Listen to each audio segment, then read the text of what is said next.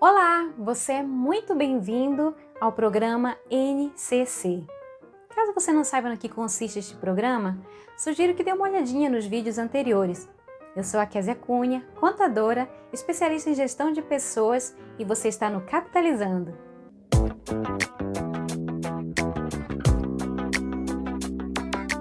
Hoje falaremos do passo número 3, organizando as contas. Estamos prontos? Vamos trabalhar? Nós iremos começar com as receitas, com todas as entradas. Eu vou lançar aqui só um exemplo e você faz em casa com as suas contas. Vamos lá? Fizeram os lançamentos de vocês? Aqui no meu exemplo eu coloquei uma pessoa que ganha R$2.000. Incluí também informação de renda extra, ok? Mas sem nenhum valor. Então vamos considerar o valor de R$2.000. Agora vamos trabalhar nas despesas? Vamos junto?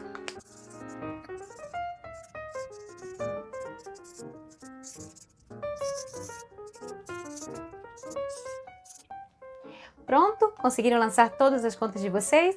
Vocês podem pausar o vídeo, tá, gente? Para vocês trabalharem com calma, com tranquilidade.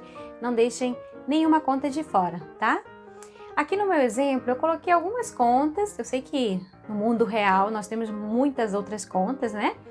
Algumas contas com alguns valores, que somados vão dar... Os bons de matemática aí, me ajudem? Vai dar um total aqui, então, de 2.400, correto?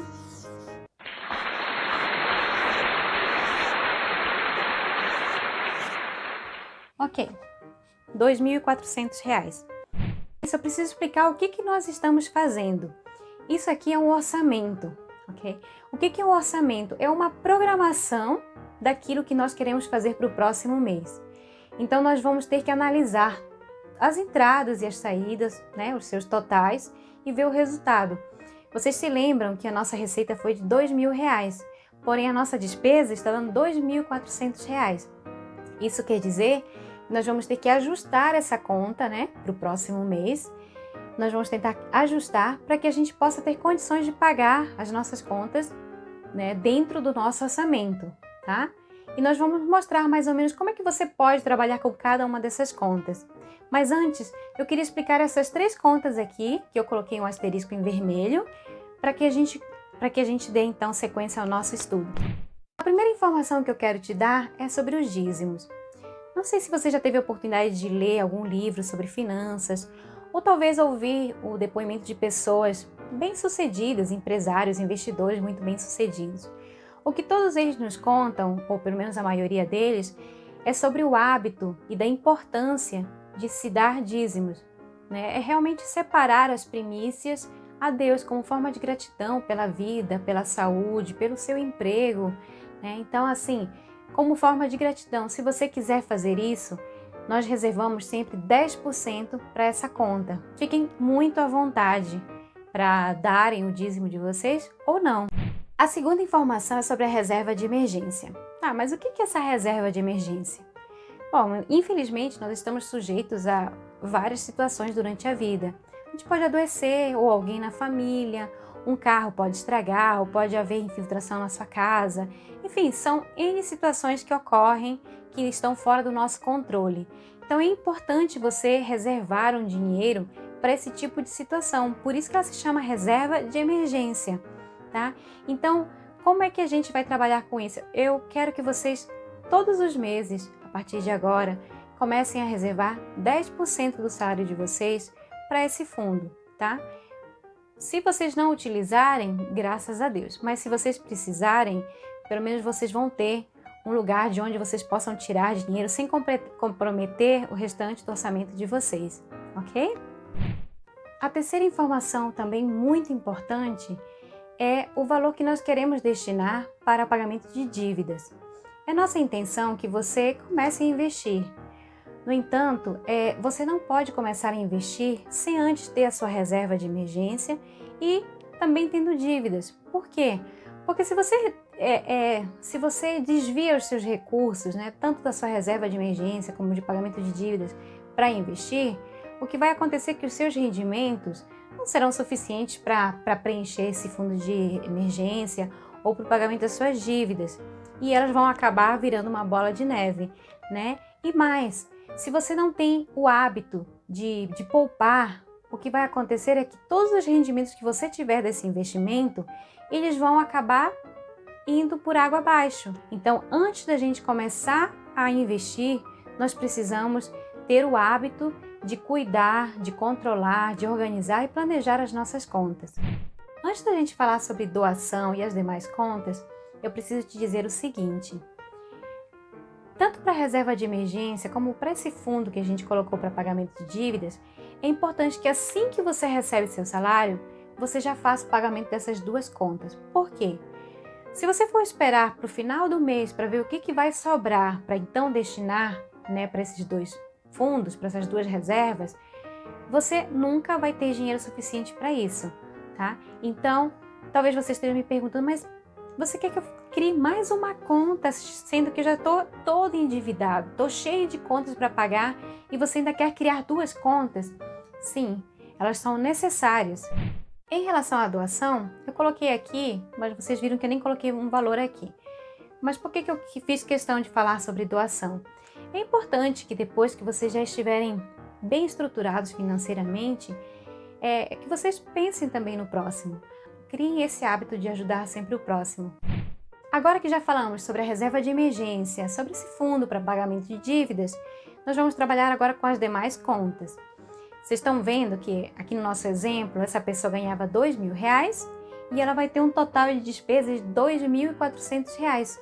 Percebem que não está encaixando no orçamento?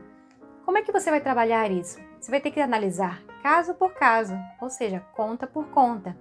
E qual é a ferramenta que a gente vai utilizar neste caso? Vocês ainda se lembram das famosinhas P3, aquelas perguntinhas super básicas? Pretendo, preciso, posso? Tá? E se nenhuma dessas perguntas se encaixar muito bem aqui, você usa a quarta pergunta bônus. Tem como reduzir? E tem sim, gente. Como é que a gente vai fazer isso? Vamos começar com o supermercado. Uma recomendação de todos os especialistas é que você nunca deve ir ao supermercado com o estômago vazio. Outra coisa é que é importante você fazer uma lista de compras. E além da sua lista de compras, é interessante você fazer um orçamento máximo para aquelas compras. Por quê? Porque às vezes quando a gente faz só a lista, às vezes a gente está com desejo de comprar algo que a gente realmente não está necessitando e que às vezes fica fora até do nosso orçamento, né? E você colocando um valor máximo para as suas compras, você vai acabar se restringindo naquilo que foi orçado, tá? Isso até, gente, para a gente evitar o desperdício. Existe um dado divulgado pela ONU de que 1,3 bilhões de toneladas de alimentos vão para o lixo todos os anos. Isso é muita coisa. Isso equivale a 30% da produção mundial. Então, gente, vamos comprar aquilo que realmente nós precisamos, que nós podemos consumir, né, ao longo desse período que você faz as suas compras. Como nós iremos trabalhar em relação ao combustível?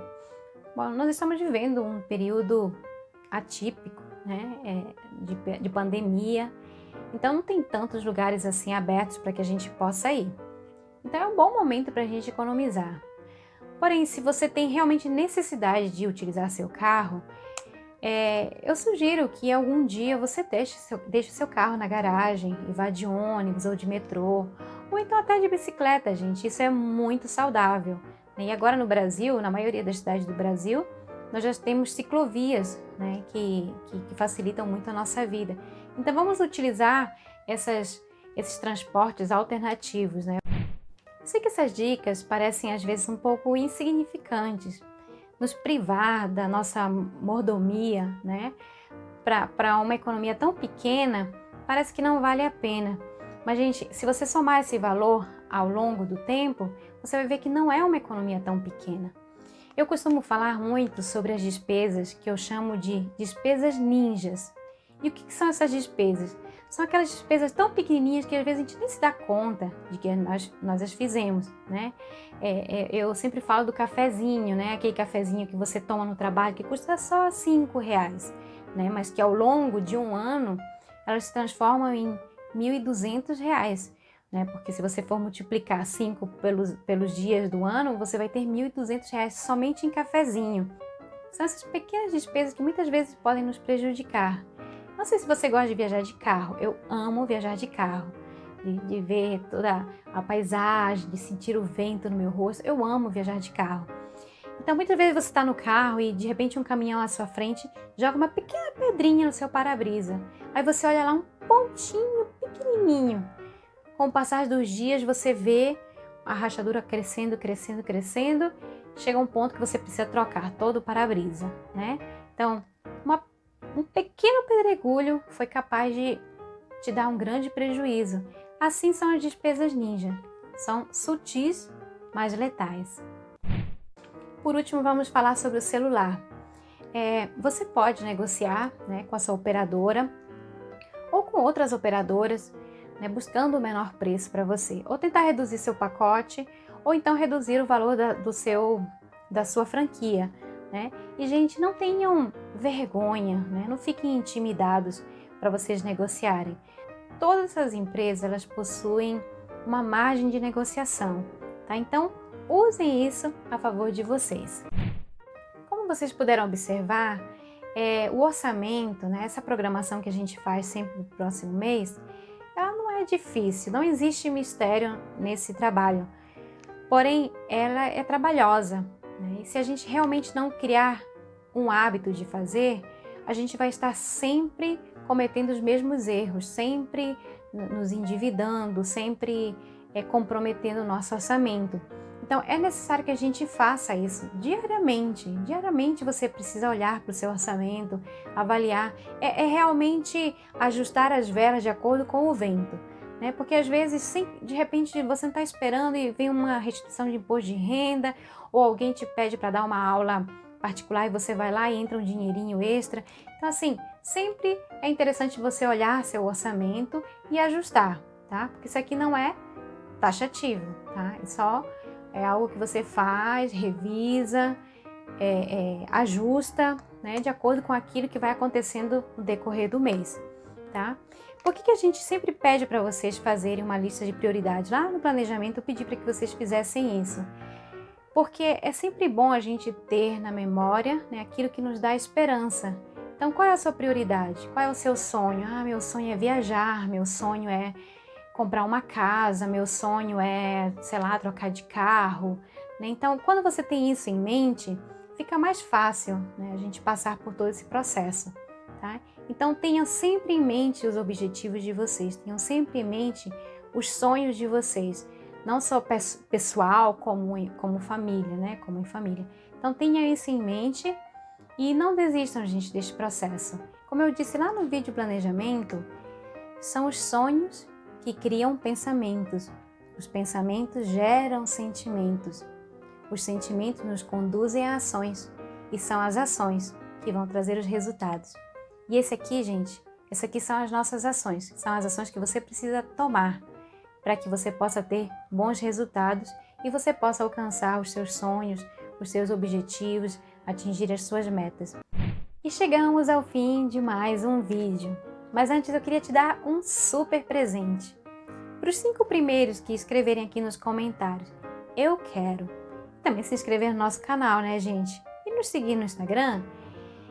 Você vai ganhar uma sessão estratégica comigo. Legal, né? Não fique de fora não, tá? Eu te espero então no próximo vídeo. Um grande beijo, pessoal. Tchau, tchau.